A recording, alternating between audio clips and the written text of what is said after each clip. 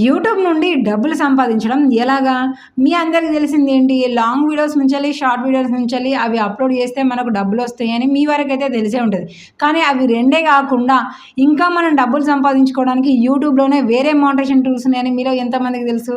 అవేనులా membership, super thanks, super sticker, shopping, affiliate market ఇలాంటి వాటి నుంచెల్లి గూడా మనం మనీ సంపాదించుకోవచ్చు అని మీలో ఎంతమందికి తెలుసో ఒకసారైతే కామెంట్ జేయండి.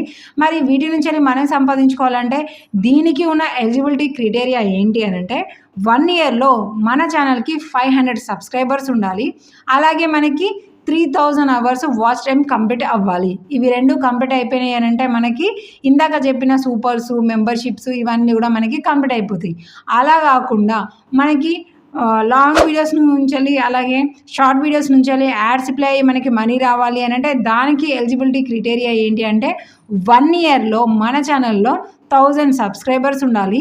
4000 అవర్స్ వాచ్ టైమ్ కంప్లీట్ కావాలి. ఇది లాంగ్ వీడియోస్‌కి వచ్చే వాచ్ టైమ్‌ని మాత్రమే తీసుకుంటది. ఒకవేళ లాంగ్ వీడియోస్ మీరు పెట్టట్లేదు, దానికి కంప్లీట్ అవ్వట్లేదు అనంటే మనకి 1,00,00,000 వ్యూస్ అయినా రావాలి. అది కేవలం షార్ట్స్ వీడియోస్‌కి మాత్రమే. అలా వచ్చింది అంటే మనకి మానిటైజేషన్ ఓకే అయిపోతది. ఓకే అయిన తర్వాత నుంచెల్లి మనం అప్‌లోడ్ చేసే కంటెంట్ నుంచెల్లి యూట్యూబ్‌లో మనం మనీ సంపాదించుకోవచ్చు. ఇలాంటి చిన్న చిన్న డౌట్స్‌ని మీరు క్లారిఫై చేసుకోవాలి అంటే తప్పకుండా మన యూట్యూబ్ ఛానల్‌ని సబ్స్క్రైబ్ చేసుకొని మన అకౌంట్‌ని రెగ్యులర్‌గా ఫాలో అవుతూ ఉండండి.